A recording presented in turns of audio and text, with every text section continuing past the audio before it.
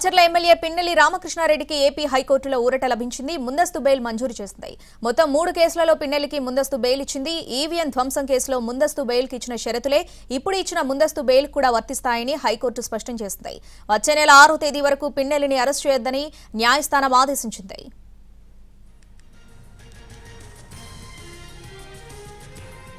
Macherla MLA Pinnelli రామకృష్ణారెడ్డికి AP హైకోర్టులో ఊరట లభించింది. ముందస్తు బెయిల్ మంజూరు చేసింది.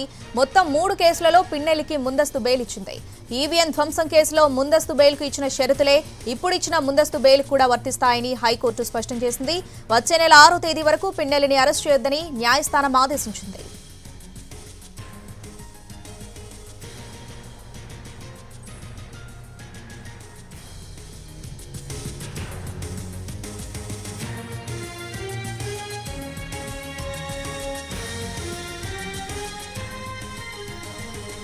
మాచర్ల ఎమ్మెల్యే పిన్నెల్లి రామకృష్ణారెడ్డికి ఏపీ హైకోర్టులో ఊరట లభించింది. ముందస్తు బెయిల్ మంజూరు చేసింది కోర్టు. మొత్తం 3 కేసులలో పిన్నెల్లికి ముందస్తు బెయిల్ ఇచ్చింది.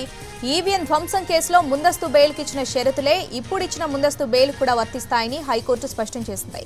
వచ్చే నెల 6వ తేదీ వరకు పిన్నెల్లిని అరెస్ట్ చేయొద్దని న్యాయస్థానం ఆదేశించింది.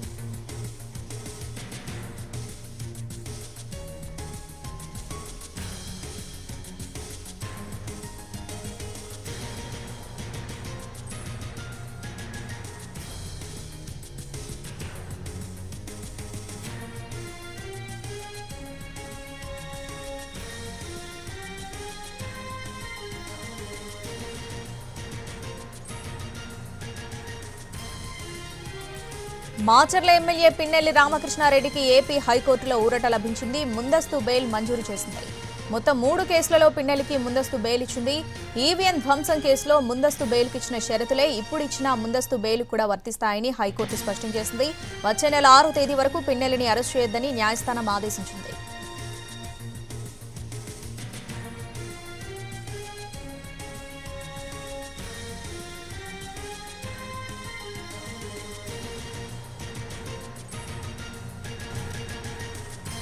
మాచర్ల ఎమ్మెల్యే పిన్నెల్లి రామకృష్ణారెడ్డికి ఏపీ హైకోర్టులో ఊరట లభించింది. ముందస్తు బెయిల్ మంజూరు చేసింది ఏపీ హైకోర్టు. పూర్తి అప్డేట్స్ మా ప్రతినిధి శ్రీకాంత్ లైవ్ లో అందిస్తారు. శ్రీకాంత్,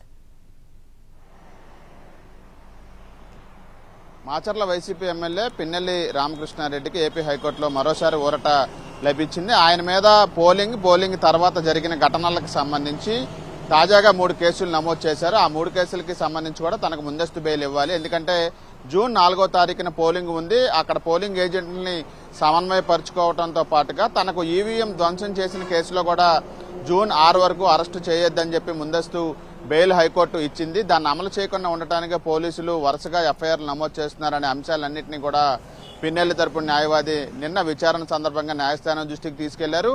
ఏదైతే ఈవీఎం దాడి జరిగిన దానికి సంబంధించిన కేసులో ముందస్తు బెయిల్ వచ్చిందో 23వ తారీఖున ఆ రోజునే ఎఫ్ఐఆర్ నమోదు చేశారు. ఇదంతా కుట్రపూరితంగా చేశారు. కానీ పోలీసులు మాత్రం రికార్డులు తారుమారు చేసే విధంగా 22వ తారీఖున కేసులు నమోదు చేశామనే విధంగా హైకోర్టును తప్పుదోవ పట్టించారనే విషయాన్ని కూడా పిన్నెల్లి తరపున న్యాయవాది న్యాయస్థానంలో తెలియపరచడం జరిగింది. ఈ నేపథ్యంలో హైకోర్టు కూడా ఆ రికార్డులన్నీ పరిశీలించిన నేపథ్యంలో తీర్పుని రిజర్వ్ చేసింది. ఇందులో భాగంగా ఈ రోజున తీర్పును వెల్లడిస్తూ కూడా ఈ 3 కేసుల్లో కూడా పిన్నెల్లిని జూన్ 6వ తారీఖు వరకు కూడా అరెస్టు చేయకుండా ముందస్తు మధ్యంతర బెయిల్ని అయితే మంజూరు చేసింది. తదుపరి విచారణని 6వ తారీఖుకి వాయిదా వేస్తూ ఆదేశాలు ఇచ్చింది. గతంలో ఈవీఎం దాడి కేసులో కూడా ఆయనకి అరెస్టు చేయకుండా ముందస్తు మధ్యంతర బెయిల్ ఇచ్చిన న్యాయస్థానం ఆ కేసును కూడా 6వ తారీఖున విచారణ చేపడతామన్న నేపథ్యంలో పిన్నెల్లి మీద ఉన్న 6 కేసులు కూడా కౌంటింగ్ ప్రక్రియ పూర్తయిన తర్వాత 6వ తారీఖున అయితే చేపట్టబోతుంది.